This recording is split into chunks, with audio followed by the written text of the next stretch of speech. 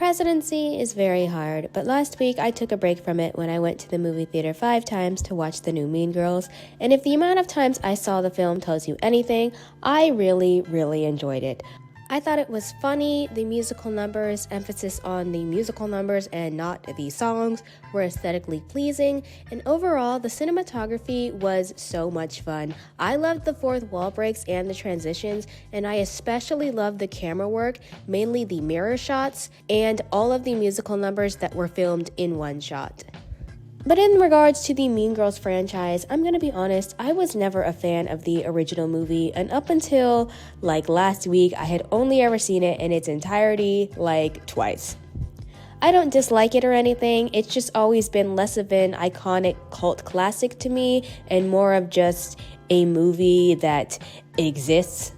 Because Mean Girls is highly regarded as one of, if not the best teen films of all time, some millennials have this bizarre sense of ownership over it, and it came into full effect when the announcement of a remake was presented, and the internet went disgustingly wild, going as far as to display anger that closely replicates someone who just found out her friend had secretly been feeding her Swedish nutrition bars to make her gain weight, with comments that make me confused as to how someone who is old enough to have grown up with a 20-year-old movie is also pea-brained enough to make such tasteless and bratty remarks about a new movie and especially its actors. And I firmly believe that a lot of the anger towards this film was not necessarily that it looked bad, but more so that it was simply a remake of such a popular movie. Written by Tina Fey, the original Mean Girls debuted in 2004 with a cast of Lindsay Lohan, Lacey Chabert, Amanda Seyfried, and Rachel McAdams as Regina George. For the past 20 years, it's gone down in history with its memorable quotes, memes, and its portrayal of important life lessons peppered in with hilarious jokes and raunchiness for the sake of teaching you something while keeping you entertained. In 2018, Mean Girls opened up on Broadway, and having seen it twice and loving the soundtrack, this is the Mean Girls I've always been familiar with. The show, written by Tina Fey, ran for 2 years only to be closed by the pandemic after 2 stunt castings and 0 Tony wins, and was met with mixed reviews that all basically called the show good, but not great. And in 2024, Mean Girls the Musical, the movie, once again written by Tina Fey, premiered in theaters. So in addition to the plot and characters, the original movie, the Broadway show, and the new movie all share the attributes of having been written by Tina Fey. In other words, pretty much everything is the same, with the Broadway show adding songs and the subplot of Aaron lying about his address for some reason, and the new movie being updated to fit a more modern audience.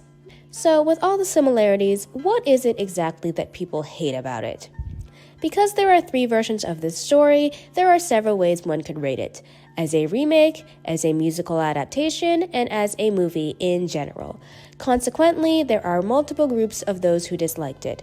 Those who genuinely believe it did not live up to the original, those who think it didn't live up to the musical, and those who hate it just for funsies. As a movie on its own, that's where it excels the most in my opinion. It made me laugh out loud, the musical numbers were campy, and like the original, it keeps the message of how changing yourself for a guy in popularity is not good. But of course, changes were made with completely new jokes and new takes on old ones because, let's be real, if you're just going to create a carbon copy of the original content, there is no point in remaking it at all. As an adaptation of the musical, first, let's rip this band-aid off. The Broadway show is no magnum opus. I, too, am a musical theater kid, one that watches it, not one that does it. But since the release of the movie, it seems that musical theater social media users are suddenly pretending that this show was the epitome of Broadway excellence that the film failed to live up to. And in my opinion, it's really not. Like the movie, the Broadway show is fun, it's girly, it's pink, but by no means is it a musical masterpiece. Now, do I think the new movie lived up to the Broadway show? And the is all thanks in part to the music. If you have no frame of reference to the Broadway soundtrack, the music is fine, I guess. If you do, Revenge Party lost some of its luster, Someone Gets Hurt ripped away Renee's opportunity to belt way too many times, and Stupid with Love, I don't even... What? As far as the cut songs go, the only one I mourned was Where Do You Belong, and the rest of the songs I don't really care for. I hate Fearless, and I cannot tell you one lyric from More Is Better or Do This Thing. So, bye, I guess. Without pointing fingers, I'd say that some actors sang well, some sang good enough, and others certainly sang. In the film's defense, they at least told audiences that they would be revamping the music, so I think them having intentionally made changes was a lot better than them trying to have stayed true to the Broadway score and accidentally sabotaging it. And perhaps it was my theater, but the songs sound a lot better on the album than they do in the movie, but again, maybe it was just the theater I was in. I think the music was proof that they were trying to appeal to people who like Broadway and those who have taken on the depressing lifestyle of not. On the one hand, Broadway lovers get the lyrics, but on the other, non-musical theater fans get the upbeat electro-pop music. The most underwhelming song to me was I See Stars because as a musical, I was expecting a we're all in this together, it's time to dance kind of ending, so to get what we got instead was certainly a choice, but no, this is not how you end a musical. In defense of the new Mean Girls haters, I guess it's kind of hard not to subconsciously compare. The movie has been out for 20 years, so I would assume a lot of people, especially the ones going to see the remake, have already seen the original, and those who hadn't are probably 13, or my boyfriend who was not really given a choice. He hated it, but he hates all musicals, so that was expected. Genuine reaction. I don't think you want the answer. Tell me. Go on. That movie is for a specific demographic. Is it demographic? Demographic, yeah, go on. It's for a specific group of people, and if you're not in that group of people, you will not like the movie. Interesting take. Who's the group of people? People who like musicals and singing and all that stuff. So in and other words, Disney movies, all that stuff. So you did not like it because you don't like musicals? I didn't think it was a good movie. I didn't like the music. I didn't like the sexualization of characters that were meant to be high schoolers. What happened plot-wise? It was about a girl from Africa, or she was from Kenya. She moved and she started becoming... Oh. How can you be a piece of people and then be like, oh, I apologize, and then everybody was like, hey, dancing, da-da-da-da-da. Make it more personalized, To other people she actually offended, you go, you give them the apology, and you do the do. She just gave a little half-witted apology, and that was it. Interesting. Do you have any other comments?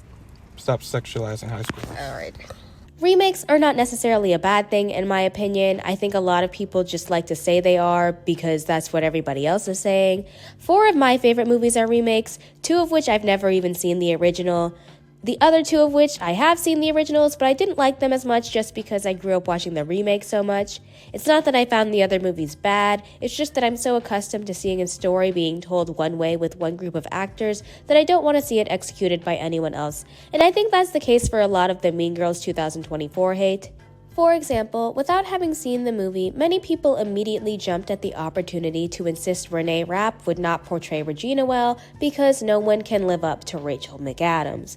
Not a glance at her acting or a listen to her singing, and completely ignoring the fact that she literally already played Regina. Because she is not Rachel McAdams, people quickly shut down the idea of Renee taking on this role, which is crazy because she was literally amazing. I saw her on Broadway and in this movie, and there are no words to describe her voice. She's absolutely incredible. And then, of course, you have even shallower complaints like Damien being black and Karen being Indian, all points that literally do not affect the story at all. The new movie saw contemporary changes whether to avoid controversy, like removing the D slur, the R slur, and the student-teacher hookup, and making Janice canonically lesbian as opposed to a potentially gay walking joke in the original film, or to update it for 2024, like changing the talent show mishap and adding the usage of social media. When marketing the movie, the trailer, for some reason, chose to omit the songs, but it did choose to include the line, "This is not your mother's Mean Girls." And while those who grew up watching the original film certainly aren't old enough to have teens who would watch this one, I think that quote right off the bat tells you that this movie is trying to reach a younger group of people. Some reboots come back for its original audience, like we have iCarly, but they swear now, Fuller House with all of the original characters, and Just Like That, which continues the original story, I don't know, I don't watch that show. And then other reboots come back for a completely different group of people, like That 90s Show is incredibly cheesy and about a bunch of little teenagers, Raven's Home features all new characters and only a few originals, and Girl Meets World is just a disgrace to television. That being said, the target demographic for Mean Girls 2024 predominantly seems to be today's teens rather than OG fans and musical theater lovers, exhibited in the questionable pop soundtrack, modern day language, and especially the TikToks. Personally, I don't use TikTok, but teenagers do, so to all the complaints, I just think it's really unfair for an adult to go into a PG-13 movie in 2024 and then complain that the film is trying to appeal to teenagers. That's like going to a Halloween party and questioning why your friend is dressed as a zombie ex-wife because it's scary. That's the point. TikTok was the most prominent in Karen's song Sexy, and despite people doing it, I think it's really hard to argue that this number was bad. Karen live streaming herself getting ready for Halloween was exactly what I pictured this number would look like before the film ever came out, and it was so fun to watch, and how else could they have performed this? She could have just been singing around in a room with Gretchen like that bit in Tonight Belongs to You that I actually despise because it's so visually boring, or the background girlies could have all been in her room too, but that would be weird because why are they all in here? So I think the best way to go about it would be the way that they did. It was shot well, the transitions were realistic, the costumes were cute, so I think the complaints are not that the scene itself is poorly executed, because it's not, and rather the simple fact that she is making TikToks, a complaint that only seems to be popular in those over the age of 25. It's not that the scene is bad, it's that I don't like TikTok because look at me, I'm old. The movie also had appearances from TikTok stars, which is something the average millennial might complain about, but if you put yourself into a teenager's shoes, this is the equivalent of the time when YouTubers would appear in movies and on TV shows, or how in Glass Onion, Benoit Blanc's friends are all famous old people that your parents might know. It's literally nothing more than a cameo the target audience would recognize. It's not a hate crime, and it's not that deep. With the release of the new Mean Girls, surely came a heap of people eager to rush to the theater with the sole intention of returning home with a list of complaints to compile into a YouTube video and accumulate an army of users with a strange desire to find issue in a movie they never planned on seeing as they air out their bias in the hate-filled comment section because this is a remake, so we should all be mad. One thing I've learned about people nowadays is something I've discussed in other videos, and that is succumbing to the bandwagon effect, which is defined as the tendency for people to adopt certain behaviors, styles, or attitudes simply because others are doing so. In other words, people don't actually have an opinion on something, they're just going along with the crowd of people that are calling it bad. For instance, my sister, who I have never known to be interested in Mean Girls, commented below the trailer a bunch of barf face emojis, later telling me that she didn't actually watch the trailer, she just assumed it would be bad and wanted to make fun of it, and I am almost positive that that's the case for a lot of people. Another strange thing I've noticed about people's reactions to the film is criticizing the characters' outfits. Personally, I don't care what people are wearing in a movie, nor am I into fashion. But one thing I realized when watching the original, thanks to the internet users who secretly double as fashion critics, was that their outfits aren't even that cute. We obviously all have our own opinions, but I think this is just as ugly as this.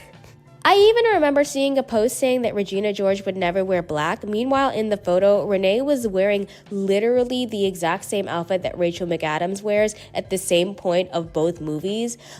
Every comment just proves to me that people are literally just looking for things to be upset about. Another thing that bothered me when it came to this movie was the Walmart ad that had released last year, and the amount of people that were saying that despite it only being a minute long, it was better than the trailer for the Mean Girls movie, or that it looked better than the movie as a whole, which is unfair because one, you didn't actually see the movie yet, but also, I think it's deeply rooted in the fact that people are just bitter that the original plastics were not in the movie, or that they didn't think they would be at the time, and that they were in the commercial. And I'm almost confident that if the plastics Kevin G and Damien weren't in that commercial, nobody would have liked it as much as they did. It's not that the outfits are better, or the camera work is better, or that they had a bigger budget, which I don't even know what you would base that off of. It's the fact that the original cast is here. That's why you like this so much, and the original cast is not in the trailer. That's why you hate it so much.